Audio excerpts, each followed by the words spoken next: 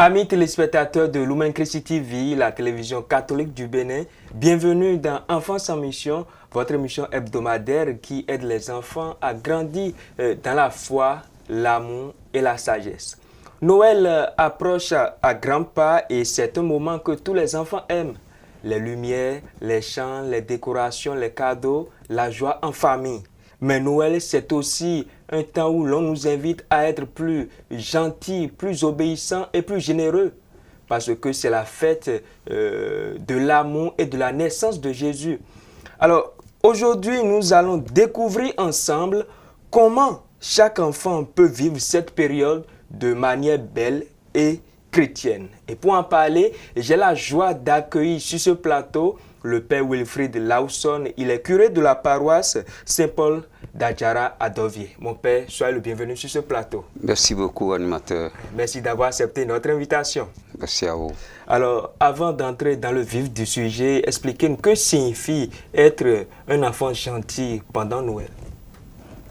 Oui, bon, vous venez d'introduire qu'à Noël, il y a la joie, il y a la fête, il y a tout ce qu'on veut, la lumière, tout.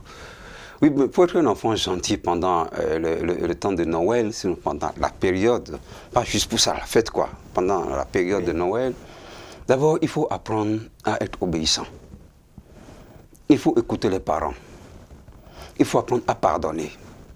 Il faut apprendre à partager. Il faut apprendre à être attentif, attentionné, regarder autour de soi. Nous avons des amis, nous avons des camarades qui ne vivent même pas les mêmes conditions que nous. Il faut être proche d'eux, il faut se faire humble, tu vois. Il faut être ouvert pour que tout ce que nous vivons de joyeux, de bien, nous puissions les partager avec ceux qui sont autour de nous.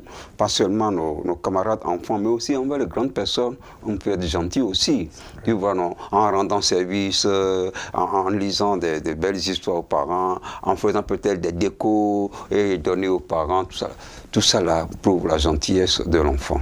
Oui, en parlant de gentillesse, les enfants entendent souvent qu'il faut être sage. Alors, mon père, quelle est la différence entre être sage et être calme? Être sage, ce n'est pas être calme.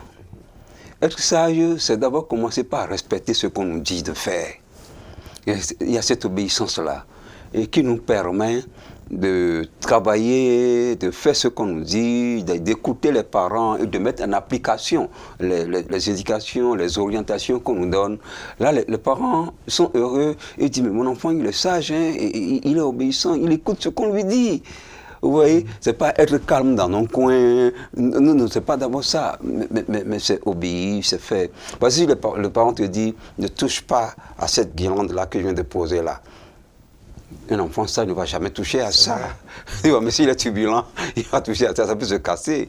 Donc c'est un peu dans ce sens-là, quand on dit les enfants sont sages, ils obéissent surtout, ils écoutent, ils mettent en application les indications, les orientations qu'on leur donne.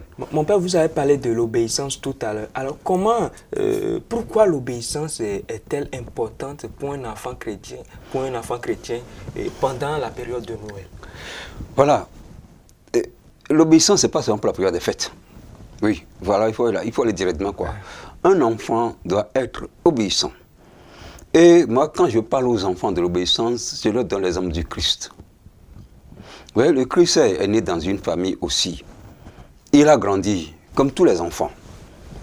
Je dis aux enfants que c'est comme ça, hein, ne croyez pas que le Christ il était grand déjà comme ça. Il a été bébé, on l'a porté, sa mère l'a nourri, tout ça là. Alors le Christ, il obéissait à ses parents. Et l'évangile a dit, il obéissait et il grandissait en âge et en sagesse. Dans l'évangile de Luc, ça a été dit, ça a été clair. Alors c'est lui qui est le maître, le chef, notre Dieu qui s'est fait homme. S'il a obéi, il est déjà un exemple pour nous. Ouais, donc les enfants doivent suivre cet exemple-là et dire, il faut obéir. Et tu sais, chez nous, au Bénin, la langue fond. Quand on dit obéir, ça veut dire que nous s'étonnons. C'est vrai. Et quand on dit écouter, nous s'étonnons. Alors quand tu écoutes bien tes parents, tu obéis. Donc le s'étonne là-bas, jusque-là quoi. Que tu écoutes bien ce qu'on te dit, tout ça là, et tu fais ce qu'on te dit, mais tu obéis. Il s'appelle l'honneur des parents souvent. À mon enfant, il est très obéissant et quand tu lui dis de faire, il le fait. Oui, donc c'est un peu ça. En parlant de générosité, Oui. Noël est aussi le temps de partage. Alors, qu'est-ce que cela veut dire pour un enfant chrétien d'être généreux? Tu sais, pour un enfant, c'est difficile que les enfants partagent. Parce que vous voyez, quand on est enfant, on veut tout avoir. On veut tout posséder. Alors, il faut les aider à comprendre que pendant qu'eux, ils ont, peut-être d'autres n'en ont pas. Et quand on partage, Dieu est content. Et quand on partage, Dieu nous comble. Vous voyez, ça me rappelle une histoire que j'ai racontée à une messe. Un petit enfant qui aime les friandises, à qui sa tante a dit, voilà, prends, il y a des bonbons là. Il a rempli toutes les poches qu'il a sur lui. Il a pris dans sa main. Tu vois? Oui. Mais en chemin, il a rencontré 2 ou 3 camarades qui lui ont demandé, il n'a pas donné. Mais proche de la maison, il voit la voisine qui lui sort un gâteau sur un plateau. Mais le voilà, il est déjà comblé, il est déjà occupé. Il ne peut plus prendre le gâteau, il s'est mis à pleurer. Oui. Tu vois, s'il était généreux, il aura toujours le temps pour accueillir encore d'autres choses. Alors, nos enfants, pendant cette période de fête, on mange beaucoup. On a les friandises, on a les bonbons, je veux dire, on a les gâteaux, tout ça là. Il faut qu'ils voient autour d'eux. Est-ce qu'on peut porter ça à tel voisin, à telle voisine? Nous avons un camarade de classe, quand on le voit, on sent que, bon, le peu que fait maman, est-ce que tu peux me faire un petit colis, je vais donner à mon camarade là, à la fille qui est à côté. Là, il faut susciter ça dans l'enfant et l'enfant va essayer de partager, d'être généreux. En revenant au vrai sens de Noël, nous célébrons la naissance de Jésus. Oui. Alors, comment son exemple peut-il aider les enfants à devenir plus gentils, plus obéissants et plus généreux? Voilà. En fait, d'abord, Noël, c'est la fête de la générosité. Dieu est si généreux qu'il nous a donné son enfant. La Vierge Marie est si généreuse qu'elle nous a donné son enfant. Vous voyez? Alors, quand on voit ce sens-là déjà, on se dit, mais si nous avons eu cette chance-là d'obtenir l'enfant de Dieu gratuitement, qu'est-ce qui nous empêche, nous, enfants, de nous faire enfants comme cet enfant-là et de vivre comme cet enfant-là? Alors, la gentillesse et la générosité pendant le temps de Noël, c'est cette proximité que nous pouvons créer avec les autres. Et quand on crée cette proximité, c'est pour aider, c'est pour assister, tu vois. C'est pour peut-être rendre service si on le peut, parce que nous sommes des enfants. Les enfants ne font pas grandes choses. Et quand on est là, il faut tout faire pour que l'autre ne se fâche pas. C'est pour ça qu'il faut être gentil. Et c'est pour ça qu'il faut comprendre ce que l'autre aime. Et partager avec lui une histoire que nous connaissons, ou bien le peu de choses que nous avons, nous venons avec, nous partageons. Là, les enfants adorent ces moments-là. Parce qu'il y a des enfants qui ont du plaisir à partager. Il y a des enfants, dès que tu leur donnes quelque chose, ils courent, ils vont donner à tata, ils vont donner à cette personne. Il y a des enfants qui sont... Alors, nous devons les accompagner dans ce sens-là. C'est pour ça que moi, je suis ma paroisse, je suis en train d'organiser la Noël partage, qu'ils font habituellement. J'ai commencé par demander autour de moi, j'ai dit à quelques amis, vous voyez, il y a des jouets que les enfants n'utilisent plus qui sont là. Nous sommes prêts à les ramasser. Demandez à vos enfants de nous offrir ces jouets-là. Il y en a déjà qui ont donné. Oui. On va les laver, on va les astiquer. Et le jour là, on va partager aux enfants qui sont là. Vous voyez, ça, c'est aider les enfants à savoir qu'on partage. On partage. Et l'enfant à qui tu partages, il faut aussi l'aider, susciter en lui ce geste-là, quoi. Oui, donc, à Noël, il y a tellement de choses qu'on peut faire avec les enfants. Vous savez, pendant que je fais ma guirlande, quand je fais l'arbre de Noël, mon enfant peut être là et m'aider à mettre les boules, à mettre... Tu vois, là, ça aide les enfants à vivre Noël autrement qu'à attendre le repas et la fête, on fait les photos, on se bat. Non, mais les enfants participent à tout ça. Oui, en observant les enfants pendant Noël, on constate que les cadeaux prennent une grande place. Alors, comment éviter d'être trop centré sur les cadeaux et penser aussi aux autres pendant Noël? Oui, c'est vrai que nous-mêmes, quand on était enfants, on parlait de Papa Noël qui venait déposer les cadeaux la nuit. Et le lendemain, on vous remet ça. Bon, maintenant, on sait que c'est les parents même qui font ça. Bon, c'est ça qu'il faut d'abord commencer à corriger. On peut donner cadeau aux enfants à tout moment. À leur anniversaire, à une belle occasion, tu vois, on peut donner cadeau aux enfants à tout moment. Bon, maintenant, on centre tellement les cadeaux sur Noël que dès que Noël arrive, il y a même des parents qui disent aux enfants, si tu ne travailles pas bien à Noël, Papa Noël ne viendra pas. Hein? Si tu n'es pas sage à Noël, Papa Noël ne viendra pas. C'est comme si tout est polarisé sur les cadeaux. Vous avez raison de le dire. Maintenant, comment parents aider les enfants à ne pas focaliser sur les cadeaux? C'est d'abord leur apprendre, comme je l'ai dit un peu plus haut, qu'il y a des comportements, des attitudes à avoir pendant cette période de Noël. Tu vois, qui est ce que j'ai dit, être sage, être gentil, pouvoir partager, tu vois, avec les amis, tout ça. Et quand ça préoccupe les enfants, c'est pas d'abord le cadeau, quoi. Comme je l'ai dit, ils font des coloriages qu'ils offrent à leurs camarades, ou bien il y en a qui écrivent bien des poésies, des choses simples qu'ils offrent aux parents. Tout ça là fait partie de Noël pour eux. Et c'est nous, parents, qui devrions les aider à comprendre que les cadeaux, ça peut venir. Pas seulement à Noël, à tout moment. Mais l'important, c'est de vivre autrement. C'est de vivre un esprit chrétien. Vous voyez, et d'être dans le mouvement de Noël en sachant qu'à Noël, on ne prépare telle chose. On fait ceci avec les parents. Il y a tel qu'il faut faire. Il faut aller à tel endroit. Il faut se balader. Il faut aller à l'église. Il y a tellement de choses qui font qu'à un moment donné, le cadeau est relégué peut-être à la dernière place. Et ça ne viendra que plus tard, quoi. Alors, c'est pas d'abord ça. Alors, mon père, il y a une question qui me vient pénétrer à l'esprit, parce que les téléspectateurs ne connaissent pas cela. Est-ce obligatoire d'offrir des cadeaux aux enfants pendant la période de Noël? Est-ce obligatoire? Non, ce n'est pas obligatoire. On peut offrir les cadeaux à d'autres occasions. Et c'est à nous d'aider les enfants à comprendre que Noël, ce n'est pas d'abord cadeau. Parce qu'il y a des parents qui n'en ont pas. Il y a des parents qui n'en ont pas. Et déjà, quand on va sur le marché, à l'heure où nous parlons là, on voit tout ce qu'il y a sur le marché. Alors, il y a des parents qui sont obligés peut-être de s'endetter pour pouvoir faire ce plaisir-là aux enfants, qui n'est pas un plaisir obligatoire, selon moi. Vous voyez? Alors, c'est aux parents d'aider les enfants à comprendre que ce n'est pas d'abord ça. Parce que moi, j'estime que surtout les parents qui n'ont pas de grands moyens ou qui n'ont pas assez de moyens, c'est déjà compliqué pour certains parents d'offrir le repas de Noël à leurs enfants.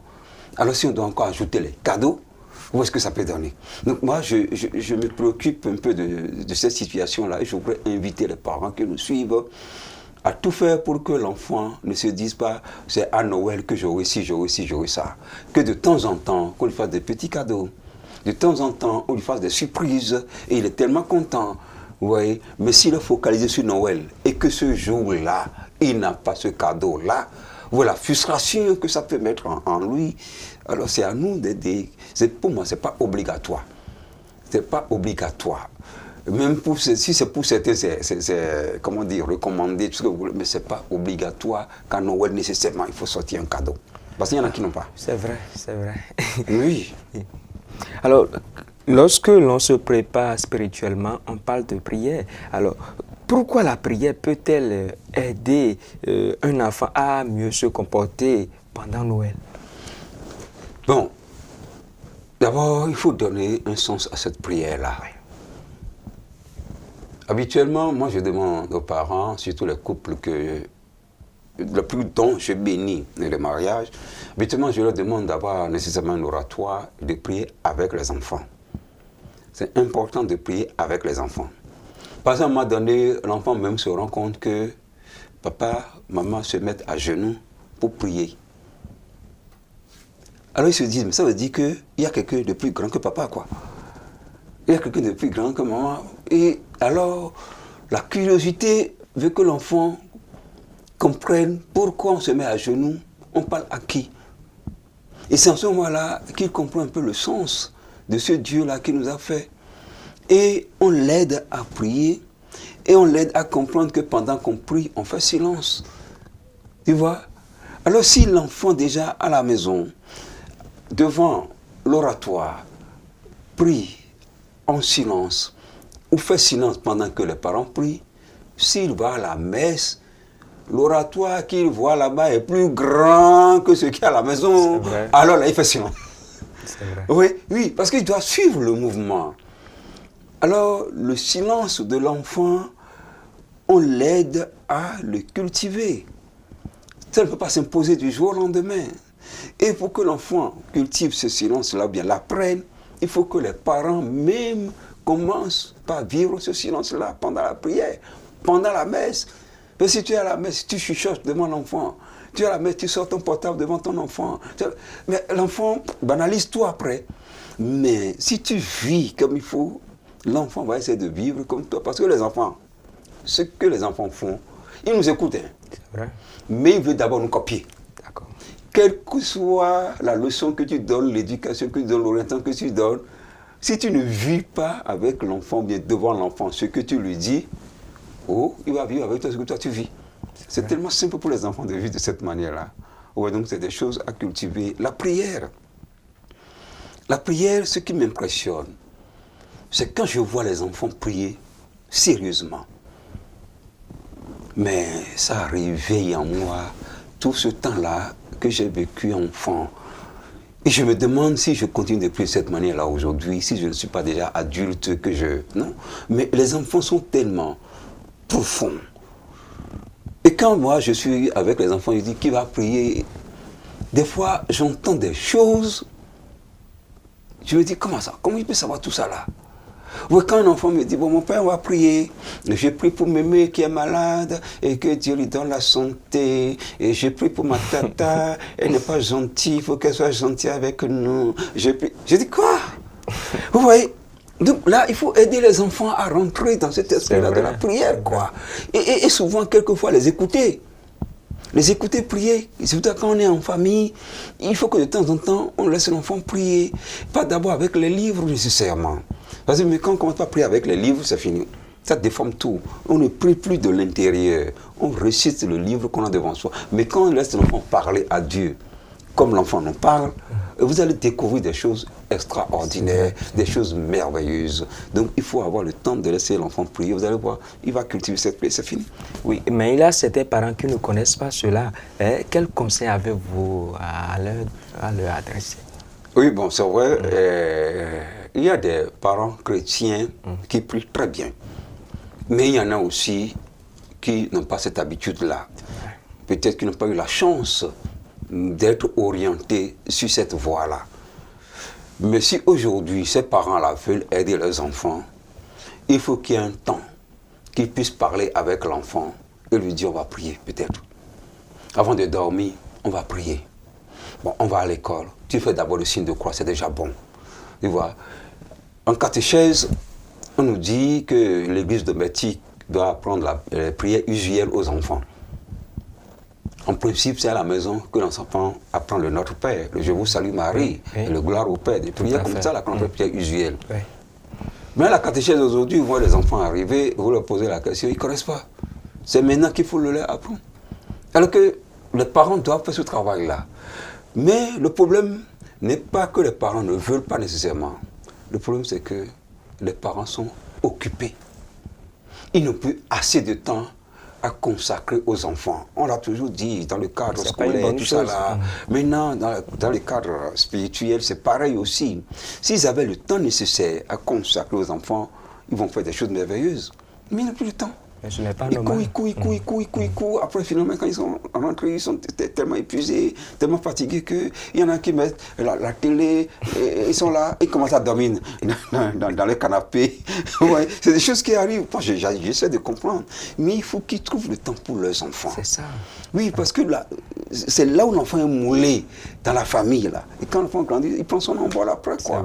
Il faut que les parents seront disponibles pour aider les enfants. Ou bien qu'ils prient devant les enfants. Et les enfants vont voir. Ça peut beaucoup aider aussi. C'est très important. Oui, revenons à nos sujets. En pensant à grandir, Noël revient chaque année. Alors, en quoi ce temps est-il une bonne occasion pour améliorer son comportement? Comportement de qui? Des parents ou des enfants? Oui, des enfants. Des enfants. Bon, voilà, en fait, c'est une grâce de fêter chaque année Noël. Et les autres fêtes aussi chrétiennes, Noël, les autres fêtes chrétiennes aussi. C'est une grâce. Ce qu'on n'a pas pu améliorer cette année, on peut toujours dire l'année prochaine, on va voir. Vous voyez, c'est une grâce.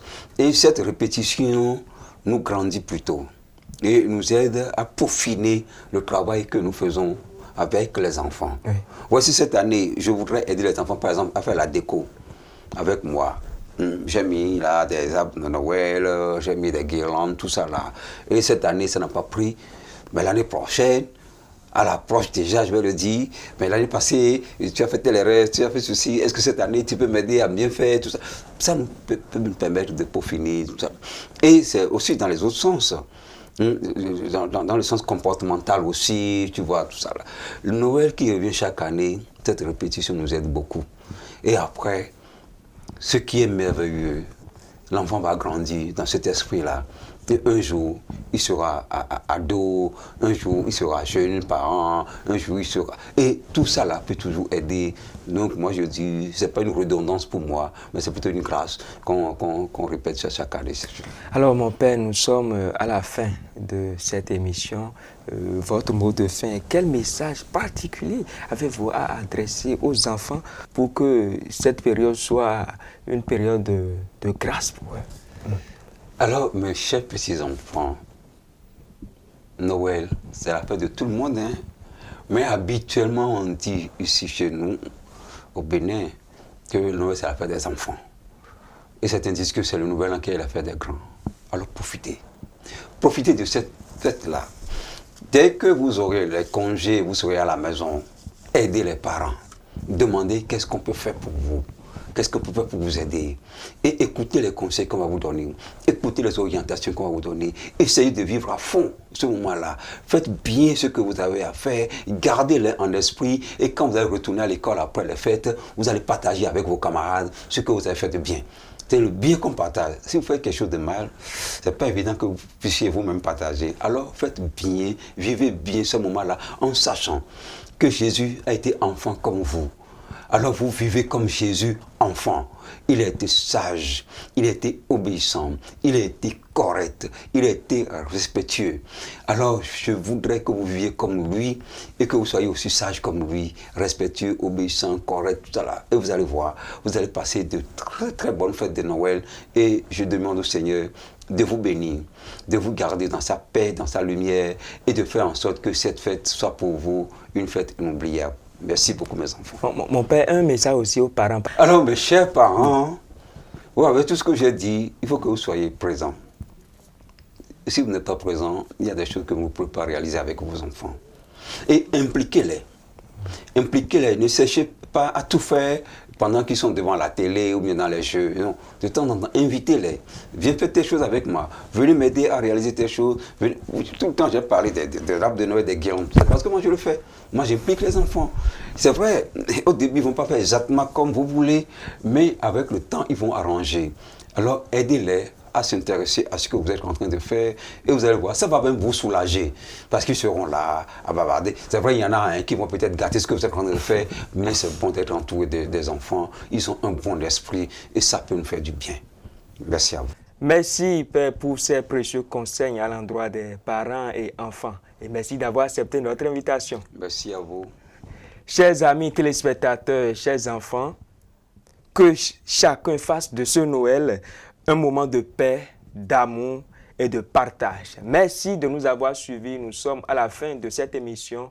À la prochaine pour un autre numéro. Bonsoir chez vous.